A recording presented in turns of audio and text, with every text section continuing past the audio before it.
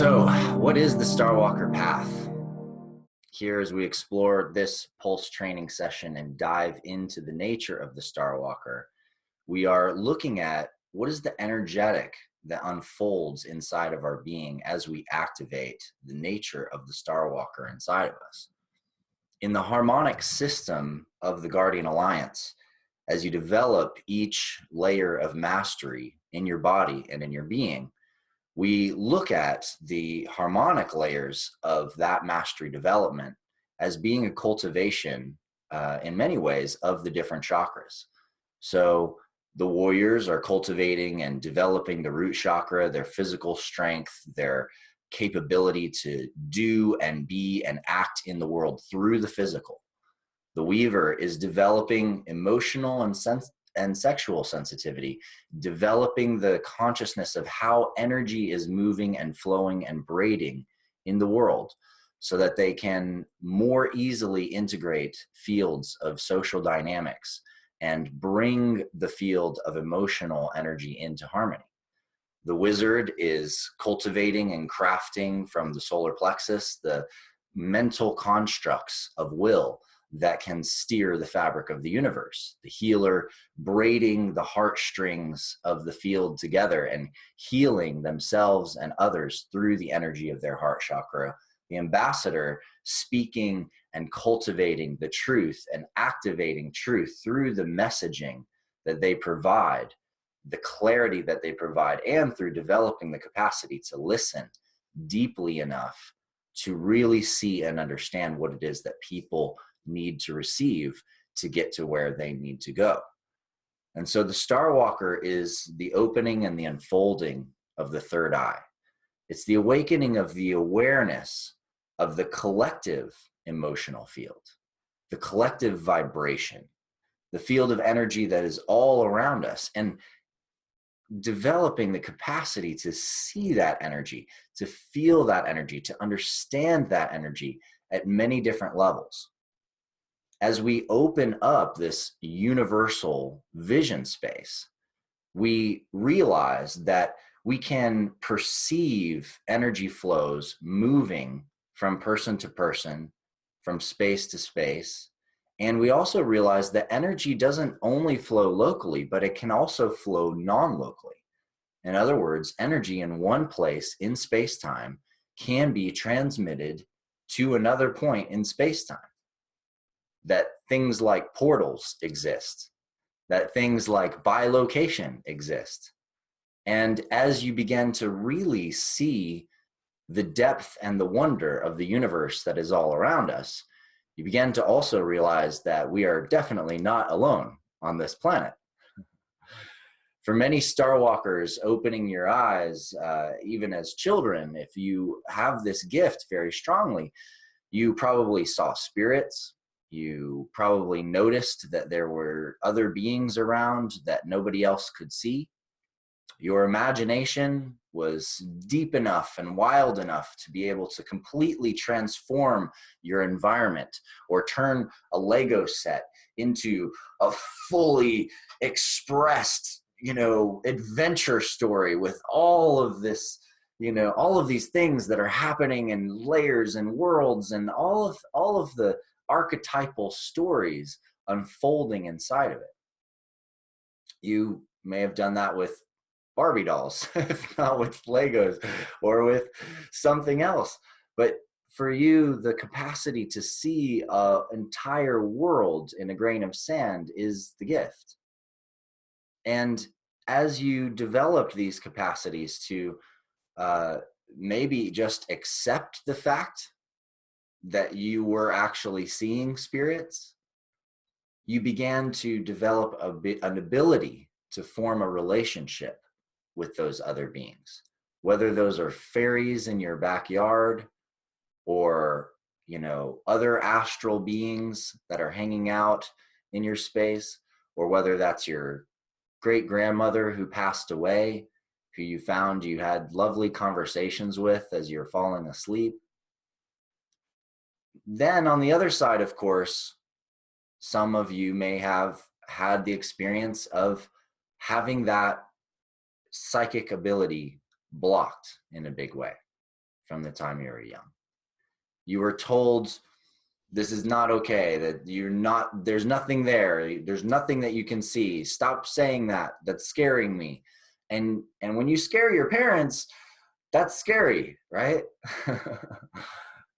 that's uncomfortable.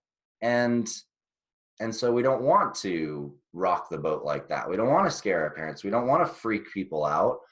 And so we create constructs in our mind. We create belief systems that say, well, maybe I'm just crazy. Maybe there's just something wrong with me, or maybe I'm just imagining this, like they're saying. We doubt ourselves. We start to break it down, and we start to, listen to what other people say or what they teach us in school, that this is the way that reality is. This is the way we've scientifically understood that reality is, and therefore reality is this way. and then something happens, doesn't it? Something happens along that pathway where you go, wait a second. Reality isn't exactly that way. There's something wrong with what you're telling me. There's something wrong with this construct of reality that I'm learning in school. There's something wrong with this idea that this physical stuff is the only thing that there is. Something tells me that's not totally true. And you remember the times that you've seen things and experienced things that defy the laws of physics or go beyond the general consensus of what reality is. And then you perhaps have an experience with another person, or you meet somebody else who's already got that Starwalker flare activated, and they can tell you, oh no, there are spirits out there. Oh no, there are fae. Oh no, I've definitely encountered interesting beings in the woods that were not of the physical world. Oh no, I've definitely had that experience with the ocean, or with that force of nature in which I heard its voice speak to me deeply. And when you encounter people that have had these kinds of experiences, and you innately have already known that this is true, and you already have this gift inside of you, all of a sudden it just pops inside of you, and you say, wait, I know that that's true. I know that that's right. I know that that is a possibility. I've been waiting for somebody to tell me this. I've been waiting for somebody to confirm this for me for so many years. And as soon as that pop happens, everything starts to change. Because then all of a sudden you start noticing that glimmer of light out of the side of your vision, and you look and you swear you just saw a spirit walk by. You just notice as you go outside, all of a sudden this little light flying around in the woods. You start to notice these connections and these fields, and maybe you even notice when you go out at night and you're looking at the stars that you start to see things moving in the sky that don't move like any human craft. And so as your eye starts to open and you start to become aware of this other layer, you are kind of fast forwarded into a pathway where you've got to start getting all the other parts of your energy system together to be able to handle the fact that your entire reality is going through a morphological change. Maybe you feel like Doctor Strange for a minute, and all of a sudden the world is morphing itself into a new form that makes complete sense, and yet has so many possibilities that you don't even know how to digest it all. Okay, so wait a second. You mean I'm here, but then there's like this here that's like not like this here, but it's also here. And in that here, there can be these beings, and these beings can have different density levels of these bodies. I don't even like, it's like, I say density because it's not as thick as water and it's lighter than the air, but it's still there. And then these beings that are in the space that are right here that can also pass through my body, which I've noticed has happened before, can also be at even higher levels of vibration. I guess I'll use the word to describe it. And at these higher vibrations, they're like not even here at all. They're like transmitting from other places. And then it seems to me that there's these different kinds of layers of being. So we start to look at the structure of the universe. We start to explore the planes. We start to realize, okay, there's a difference between the physical and the etheric. There's a difference between the astral and the physical. And we may even discern that, for some people, they say, well, there's the etheric and the astral and the mental and the causal and the, right? And we start to look for parallels. We start to try to piece the pieces together because there's different stories told by different masters. And we're left with different definitions for different worlds. And some people define what I define as the etheric as the astral. And some people define the astral as the mental. And then you're just like, mental. Because then what do you call it? It just is what it is. It's just that layer.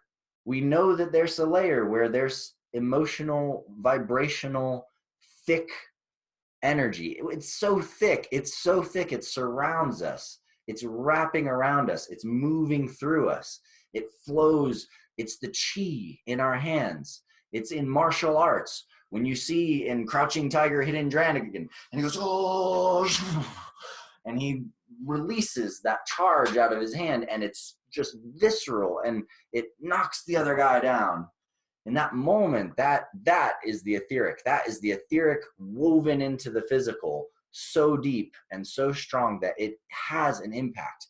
And it comes from a state of actual charge, positive and negative charge in the body, built up and expressed in the form that we call chi. Whereas the astral level is way more subtle than that. Now, the shape of that chi, the shape of that expression of energy, the structure of how it is moved through the body and being expressed, this is the astral. It is the ability to create a container, a structure for how energy is flowing. And as an ability to create structure, it also formulates the idea of what something actually is, the mental thought of what it is. As the etheric is the fluid, the astral is the container, the structural containers that guide that fluid. And it's where a lot of other consciousnesses reside. And so when you see the fays in the woods, when you catch the glimmer of the little light flying through the woods, usually you're picking up something on the astral plane. And that astral, as it's not separate from the etheric or the physical, often ripples into the etheric and sometimes ripples down all the way into the physical and actually affects the way that light in the physical plane is traveling through space-time. And these layers, because they are embedded in each other, the physical world changes when the etheric world changes. The physical world changes when the mental or astral world changes. And they change through each other. And when you start to realize that, you realize, wow, when I change my mind, I can change the feeling of what something feels like. And then all of a sudden, my physical world starts to completely change. And we realize that magic is as simple as that. It's just literally taking things that we imagine, that we see in our minds, that we craft in our astral world, and we bring them down through the vibration and the feeling of our being, and layer that into the actual physical activity and the things, the choices, the stuff that we do in the physical world to bam, manifest stuff. Interconnected. But there's planes beyond this. And we realize, wow, well, beyond even the astral, there are things that are going on. And we start to look at, well, what is the source behind thought? What is the source behind why and how we think in each moment? It must have to do with time. It must have to do with time, because the thoughts that we have in each moment follow from things that happened in the past, right? So if somebody said something to me yesterday, I'm going to have sometimes a thought today that is a response to this thing that happened yesterday. And the thoughts that I have today are going to leave some kind of imprint that then I might again receive a new series of thoughts related to that tomorrow. This is the nature of the causal layer of existence. Causal is a really good word for it, because cause and effect, right? This and then that. One thing and then another thing. And this flow of cause and effect, this literal stream of what makes the next thing come, is at the highest level really a deeper understanding of purpose. It's about getting in touch with the nature of why and who we are. And from this space, we can see what we often call a causal template. In other words, we can get in touch with the nature of the actual essence of what something is destined to be. This is the key of destiny, where you start to unlock not only where you are, but where you will eventually come to, inevitably, by the flow of existence in the universe and destiny. And the most beautiful thing about that is that that causal template is something that doesn't actually exist in the future. It's something that you created in the past. You made that template, right? So when you came in and you decided to wear this meat suit, you're like, all right, I'll go through all this, but this is what I'm doing it for. This is where I'm going to get to. This is where I'm going. This is my direction. This is the causal template of this life experience that I want to have. As long as I get there, I'm willing to face it all. I'm willing to do this thing. Ready? Go.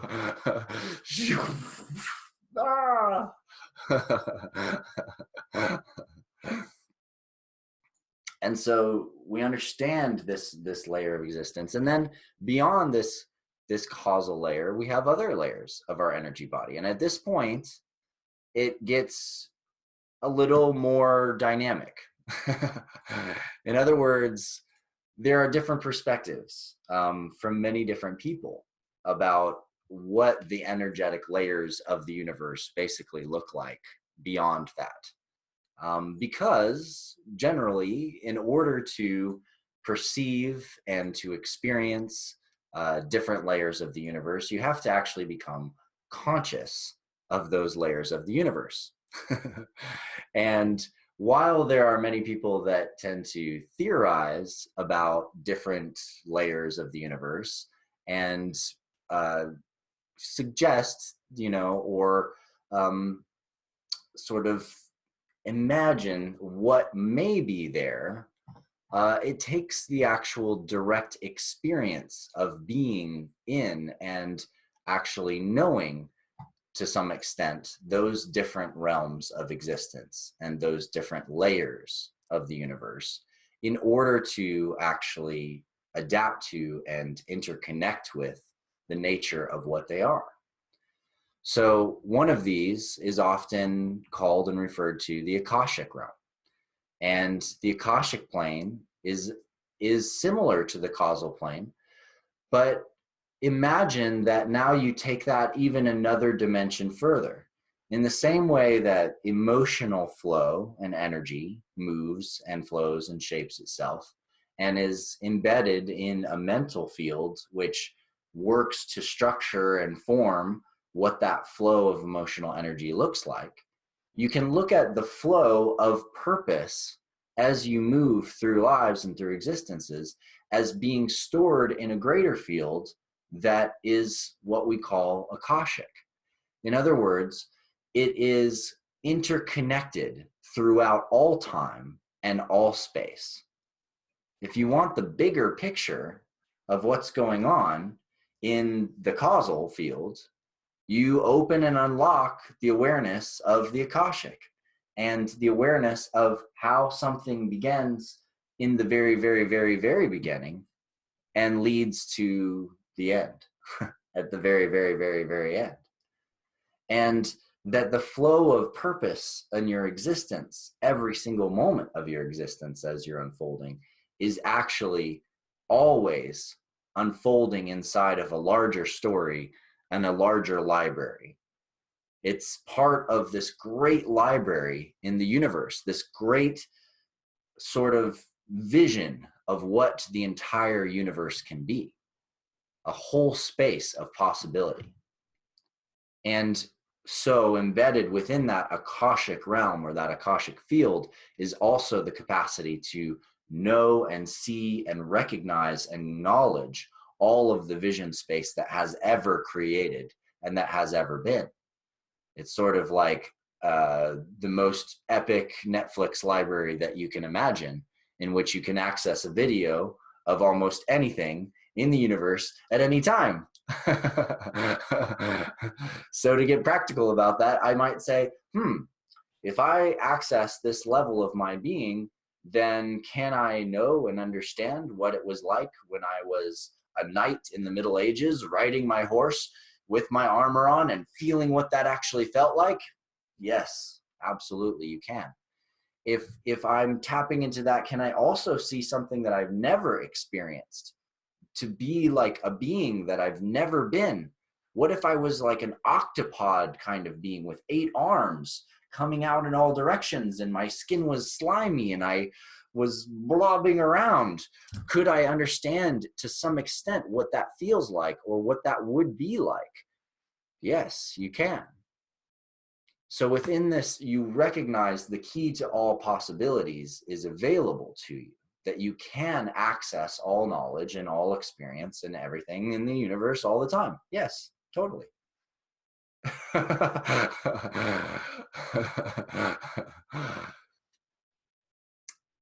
Beyond the Akashic realm, there are 2 realms of existence, which generally we look at as the 6th and the 7th planes.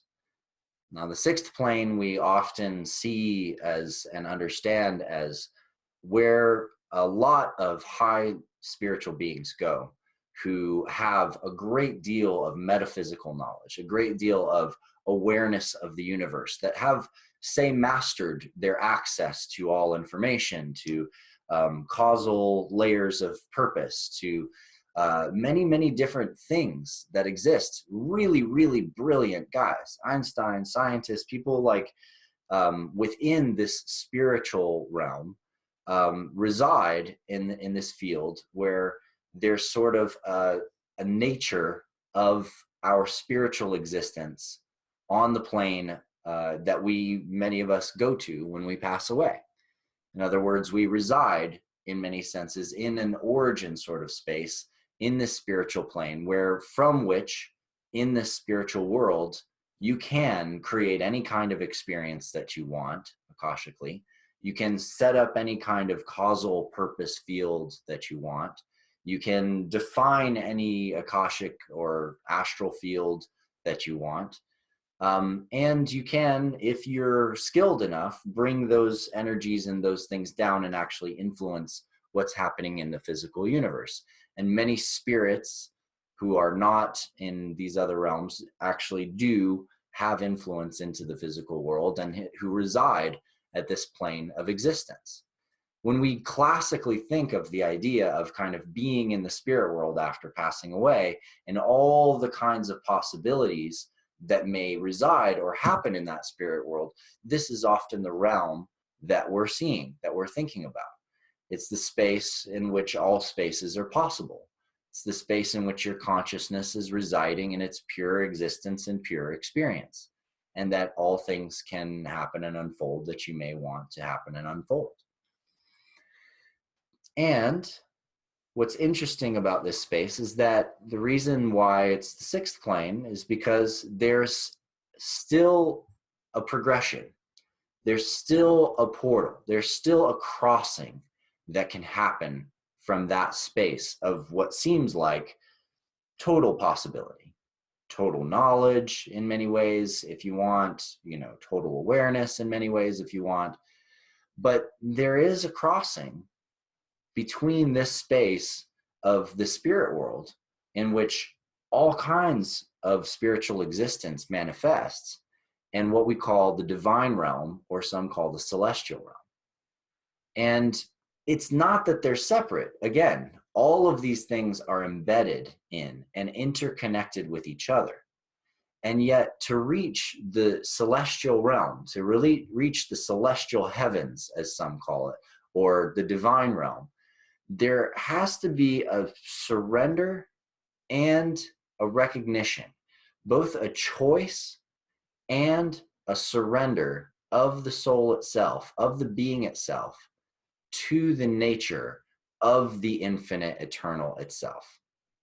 In other words, the soul chooses to some extent, actually accept its divine nature at the deepest level, and to actually open itself and unfold itself to the level of consciousness in which the being, the self, recognizes that it is infinite and eternal and is actually at the source of all the things that are all possibilities of all time forever. This is a big shift in responsibility. It's one thing to play in the universe that is your experience, and it's another thing to experience the universe as your expression of your being.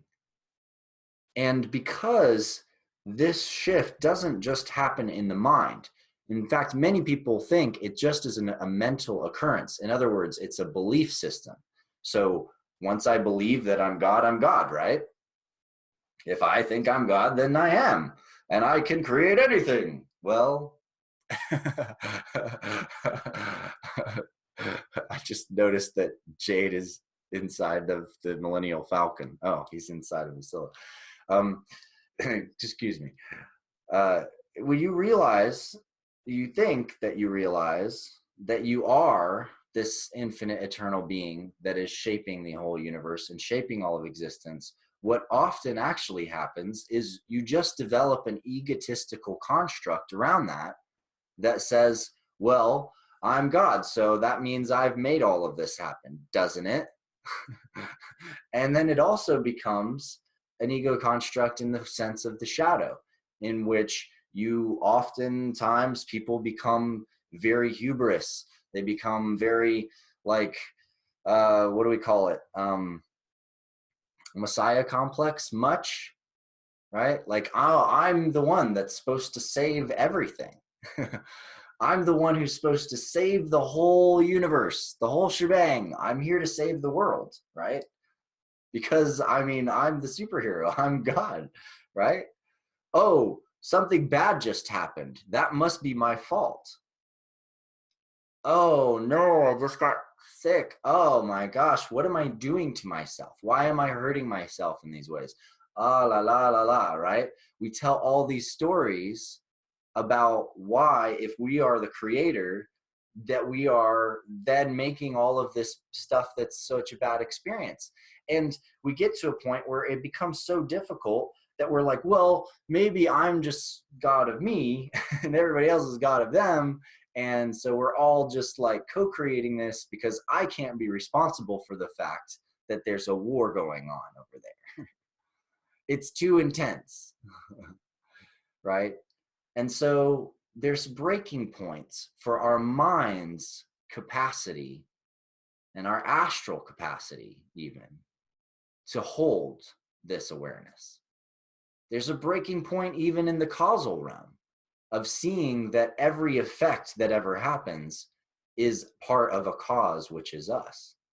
There's a breaking point in the Akashic realm for when you try to actually hold the thought of all thought or all knowledge.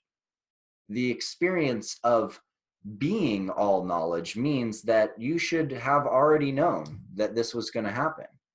And sometimes you don't know what is going to happen. There's a breaking point even in the spiritual realm, because as your spirit experiences in the spiritual realm, your ability to dream any possibility that you could ever want to dream, and you have unlimited creative power to dream every possible dream, to take responsibility for the dream of every other being out there also.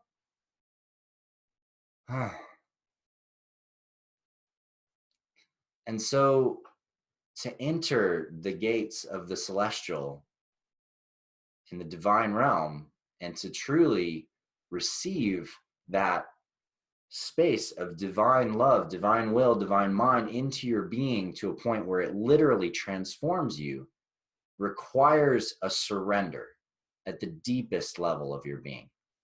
It's where your crown opens. It's your core star. It's your infinite nature actually unlocking and opening itself to the mystery of all that is, in the depth of that mystery. It's opening yourself to the experience of the infinite eternal love, which is flowing through everything. It's awakening the faith that you are somehow always held, that you are always part of this infinite eternal expression of existence, that you're part of God, that you are God, but that you're surrendering to that, that you're allowing yourself to literally let go of the idea that you can hold that, or that you can understand that, or that you can grasp that, or that that's something that you're supposed to do something with. And you finally just sing. You just open your being and you just sing. And it's the experience that people have. If you've ever been in a African American church in Chicago and you're like surrounded by people, they're just forgetting everything. They're just singing the gospel thing, and their minds, everything else, they're just melting down into the experience of the flow of what Christians call the Holy Spirit. It's the flow of this essence, the essence of eternity itself. Is it a goal? Is it something that you should get to? Are you trying to somehow activate the avatar? Are you trying to be God? Then it's probably coming from a lower level of your being and your consciousness. But when you can surrender to it, when you can truly choose it and open to it, and open it inside of the deepest parts of yourself to receive the nature of that level of consciousness and that essence, it transforms everything completely.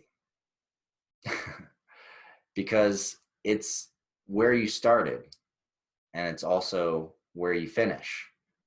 and they're the same thing.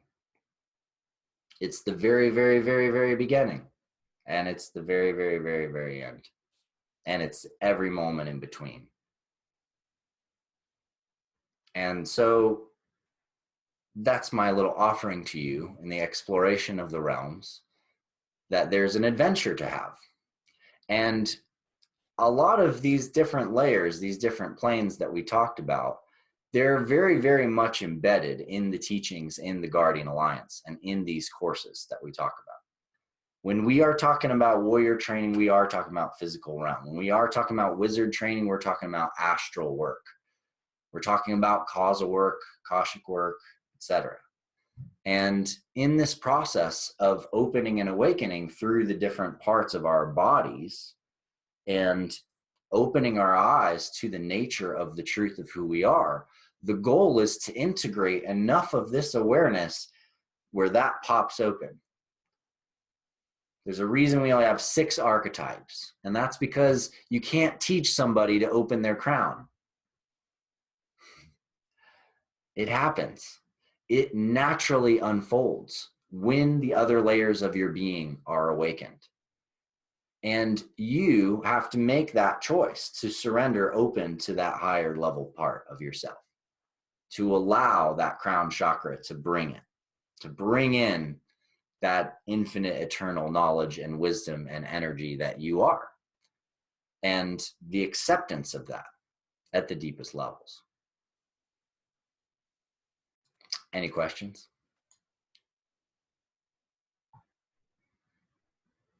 You can raise your hand, or you can type in the chat, or you can just soak it all in for just a second. That's what I'm going to do.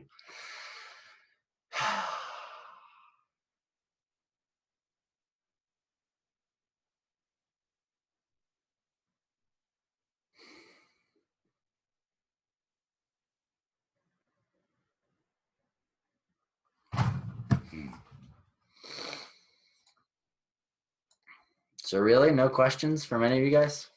You got it, huh? You're like, yeah, I know all that stuff.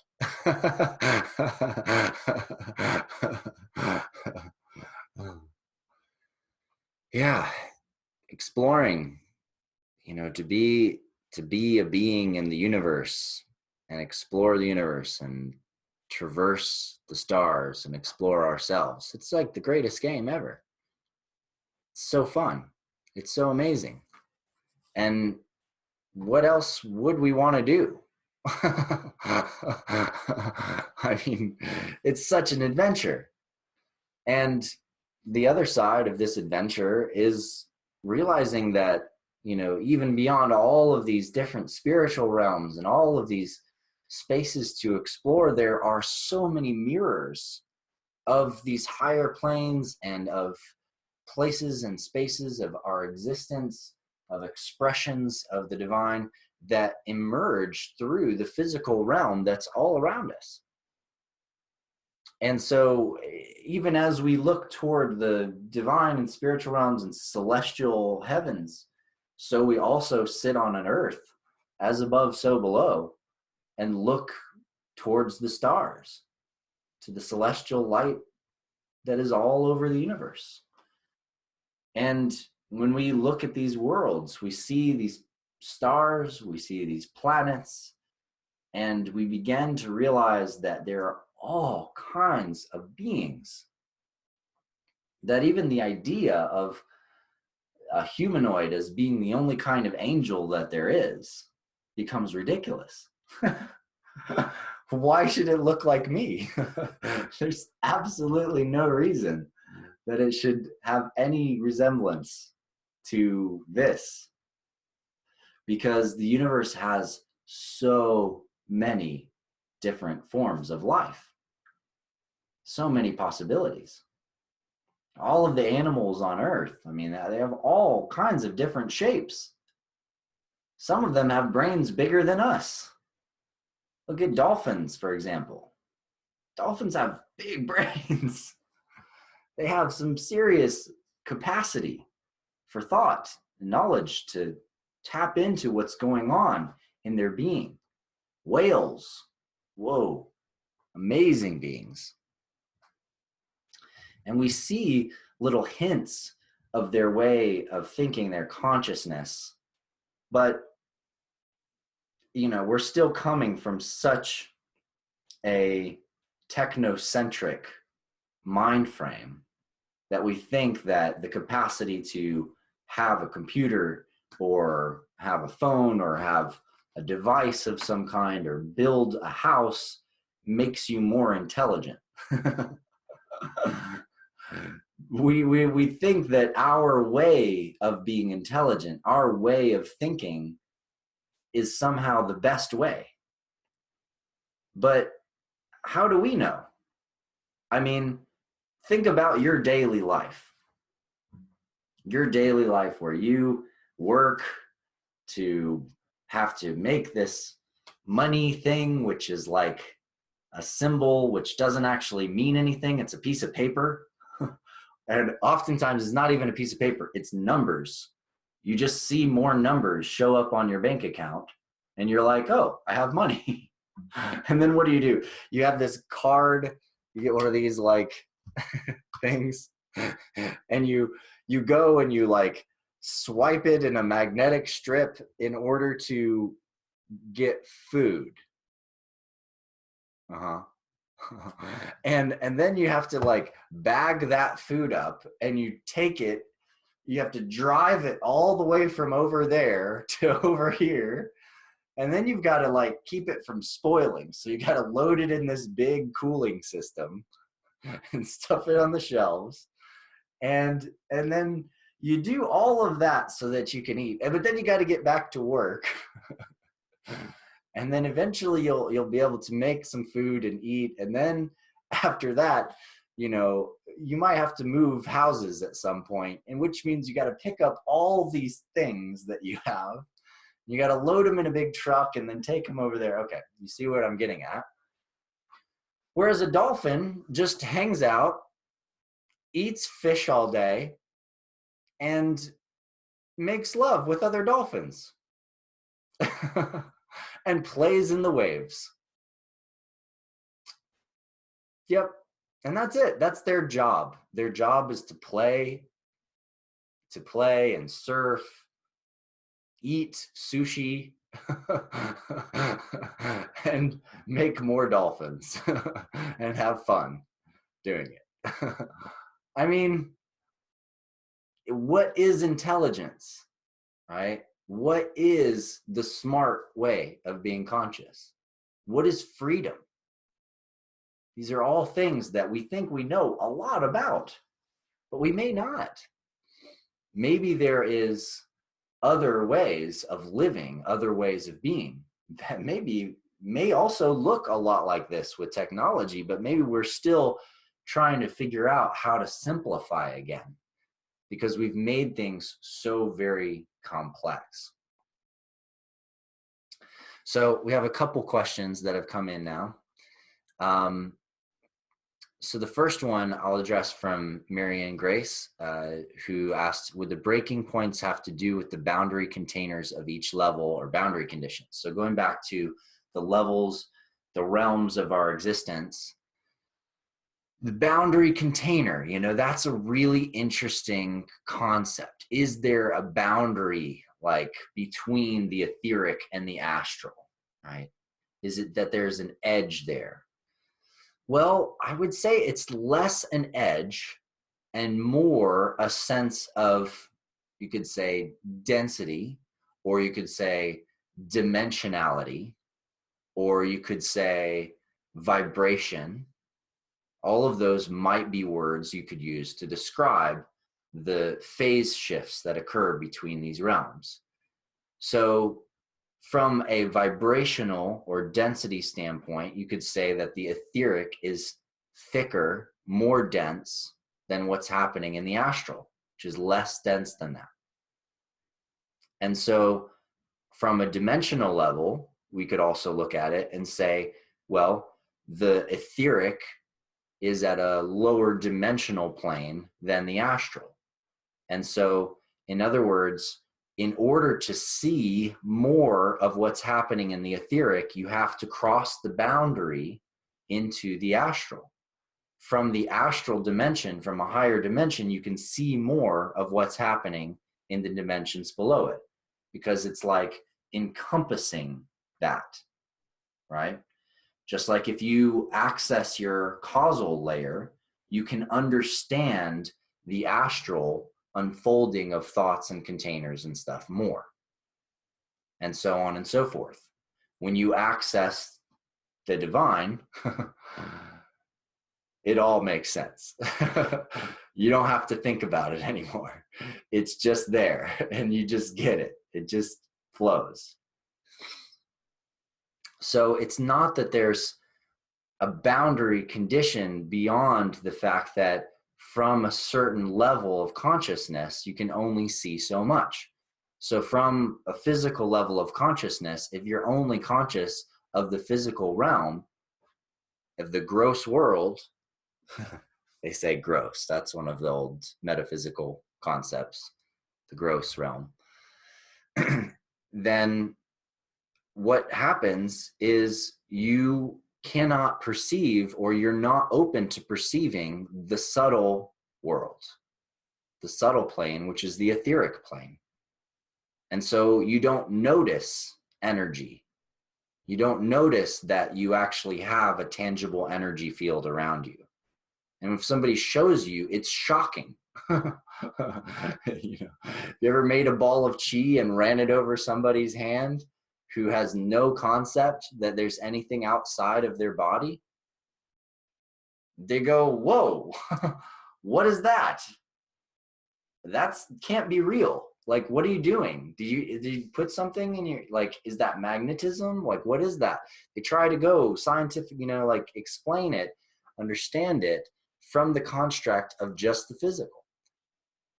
But of course, the physical is built in such an intelligently beautiful way that it allows for there to be a construct in the physical that mirrors and explains, as above, so below, the planes above it.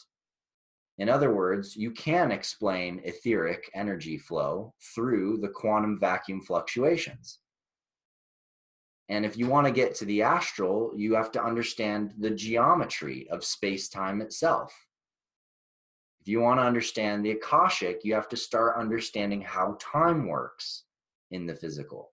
If you want to understand the causal, you have to start seeing patterns in time, studying the dream spell or the I Ching and things like that.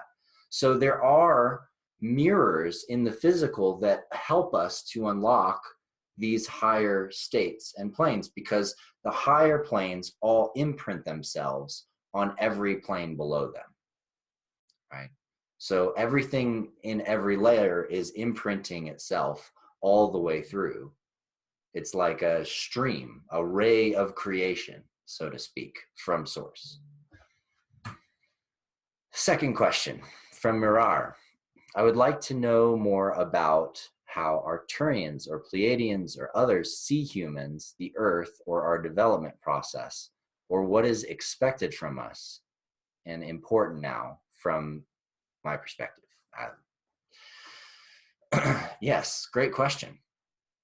So in order to understand my answer and to give you some context for this answer, I'd like to invite you to have a mental experiment with me.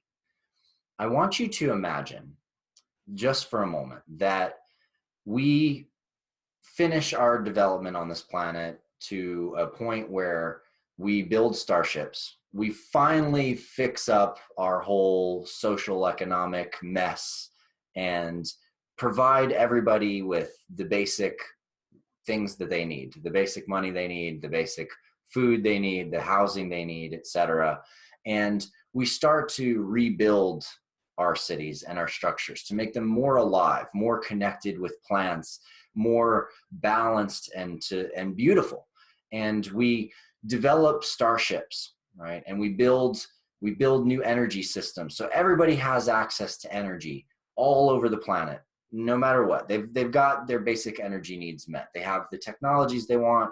We build ships, and people begin traveling off of this world, going to other worlds and able to not just go to those worlds over long periods of time, as is always, or constantly being shared in some sci-fi, or, is a major problem for the biggest physicists who can't understand that, basically to go faster than light, you can't accelerate to get there. They still think we got to accelerate. We got to propel ourselves to go faster than light in order to get to other places. But eventually we resolve this paradox and realize, oh, to go light speed, you just go at the speed of light to another location, or you actually jump past superluminal and you literally teleport to other locations in the universe.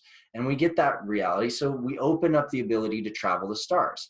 Now, we've done all this work. We've stopped war on our planet. We've figured out how to fly starships. We understand the fundamentals of space-time. We're using that to, both create our food and to grow food better. We've got all these systems all dialed in, right? Basically, we go Star Trek. And at this point, we realize, and we not only realize, but we are in contact at this point with other beings who are super highly intelligent, and they also travel between worlds. They've already figured out how to manage their planets too, and they basically got the nature of what it means to be a galactic being, to be responsible for your home planet, and also to explore other worlds, to connect with other beings out there, and to travel around the universe. And now imagine that you come across a planet, and on this planet, all the people on this planet are at war with each other. They're shooting each other, they're killing each other, they're sending bombs at each other, they're bombing over here, they're doing this, they're fighting. There's all these people that are under this one government over here, and this government is basically doing all the things that basically reduce the likelihood that the people in this place are going to survive very long. And you're looking at it and you're like, wait, that's the leaders? And the leaders are destroying the land, the very land that the people live on, and is taking away their rights? Wait, that looks familiar. That looks like totalitarian whatever, right? Like I've seen that before. And you see that this whole world is in some ways very advanced, but in other ways very primitive, right? And you're forced with a choice, right? What do you do to help these people? Do you go in and take out their government and set them free? Well, how are you going to be perceived if you do that? If you come in and you take out the government, or you knock out this totalitarian ruler, what's going to happen? All these people, they're not going to know who you are. They're not going to know what this is. Some other being, some alien from some other world shows up and kills the president. That sounds scary. even if you meant well. Okay, well let's look at even if you didn't do that. All right, how do you engage with these people? Most of these people in most of these places, if you came down, you're picking up media signals from them. You've got great cloaking devices. You can pick up their streams. They're watching movies about invasions of beings from other planets. So if you show up above their city, what's going to be the effect? They're going to go run straight because that's their vision. That's what they're communicating with each other, right? So what do? How do you help these people? I mean, some of them are at war. Some of them are living in total peace. And some of them are happy to be out on a mountaintop and just be like totally connected with the universe. Who are you going to talk to? You're probably going to talk to the people sitting on the mountaintop because they're actually open. You're probably going to go try to engage with and connect with in some way the people who have the most level of openness, who are sending out signals and communication that says, we're sick and tired of the way this world is. We see the next world that we're trying to get to. We're trying to overcome this hump. We're trying to get to where you guys got to, right? And so how do they see us? I mean, how would you see us? You would probably be like, wow, that is a complex species. They're all so very different. They have so many different ways of thinking and believing and seeing. And gosh, boy, a lot of them are duped by a lot of story that's not true. Dang. How are we going to help them break those false stories? Well, maybe we could do some flybys. We can show up. We can, give them the sense that we're here, guys. We'll leave some sacred geometry in their crops. What about that one? That's a good idea. Let's do that. Let's drop messages on the ground in their crops, like mathematical messages and things like that. They won't know where they came from, but they'll eventually realize, wow, there must be some higher intelligence thing going on out there. And they'll start to study them. They'll start to figure out the math, right? They'll start to shift their perception over time. And maybe they can connect to the dolphins and whales more. Maybe they can connect to nature more. Maybe there's ways that we can encourage them to get more in touch with their planet. And for those that are ready, we can show up for them.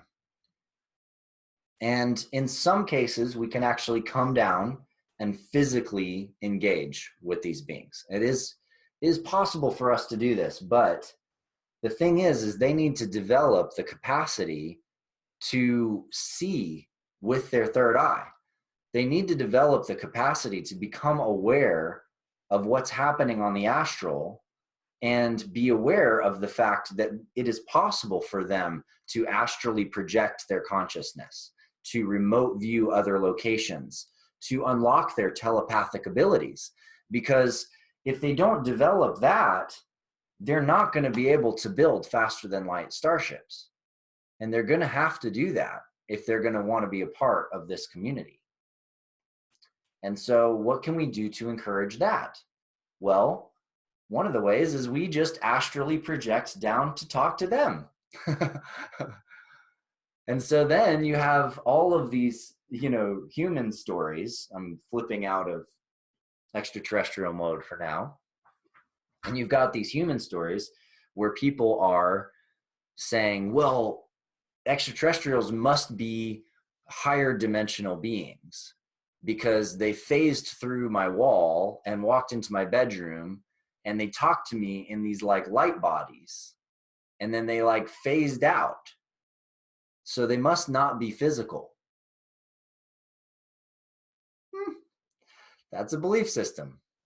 That's an assumption based on an experience that you had. Now, sure, we know that there are spirits. We know that there are beings that are just on the astral. But did you ask those beings what planet they were from? Because if you ask them, what planet are you from? And they say, well, we're from that planet right there, off of that star. Well, what is a planet? It's a physical being. What's a star? It's a physical thing. You can see it right there. If they're from that planet, well, what goes on that planet? Now, sure, there are different levels of energy and vibration on different planets too, of course. And yet, physicality means that there is relationships between beings that literally birth new beings. So if you ask, do you have children? And the answer is yes, we birth children. Do you make love? Yes. Do you have sex? Yes. Do you eat food? Yes. That all sounds pretty physical to me. Yeah. And so it's important for us to maintain the awareness or to develop the concept that they may be trying to teach us by showing up in higher dimensional forms, rather than just have the assumption that that's the only way that they exist. And sure, their starships can fly into stars and into planets, but how is that? Like, what is that? Like, how do they do that? Well, if you've got a bubble around your craft that isolates the space-time on the inside from the outside, you can fly through a star, and it's no problem, because you've literally figured out a way to separate the space-time, when that's pretty much required to have a faster than light vehicle anyway. So there's just different levels and perspectives of technology. And what's important for us now to really understand in this current juncture that we're in is that to get there, we are going to have to take responsibility here. Because if you look at history, there have been times in the past where extraterrestrial species have come in and tried to save people or fix a situation. And what happened was all of the humans thought they were gods, and they worshiped them. And while we may not think that that would happen now, there's still quite a lot of people that would probably worship star beings if they came down in spaceships and they walked out and they're glowing like angels. You know, they're like, whoa, okay, you are, you know, they're manifesting things. Like, they're like, okay, you must be gods, right? I mean, we know the stories of the gods and goddesses in all of these different cultures and where they come from. They come from up there. That's what happens. And so we have to recognize that they can't fix it for us. They can shut down our nuclear arsenal when we're launching nuclear weapons and testing them. Yes, they can, because they want to preserve our lives. They want to see us actually make it through this, and they want to help us get there. And we also have to learn to develop the responsibility, to develop the open source systems, to develop the energy technologies that are in the works right now, to develop the Starship technologies that will allow us to travel beyond this planet in more profound and deeper and more amazing ways. And there is amazing work being done on that front right now. There's different secret projects happening right now on that front. And some of these technologies we've already had for a long time, and they've just been locked up behind the big iron curtain of the military-industrial complex. And so we've got to take the steps to free the information and to bring information to people, to connect our world even more. And that's what we're doing here on the internet. That's what I'm doing here, talking to you on video. That's what we're doing by building new cryptocurrency systems to change the form of economic and social exchange, to be able to create and understand value as a construct of our minds, and the ability to actually make things valuable through attention, through consciousness, the ability to surface trust into this realm, and to free the systems where literally our offering of who we are, our profile, our friends, our photos, all of that are not owned and controlled by a centralized corporation that's in bed with the military industrial complex, but instead is open and becomes distributed to where each of us own and truly control our own data and are masters of our own field of destiny and information in this world. And that piece is in the works too.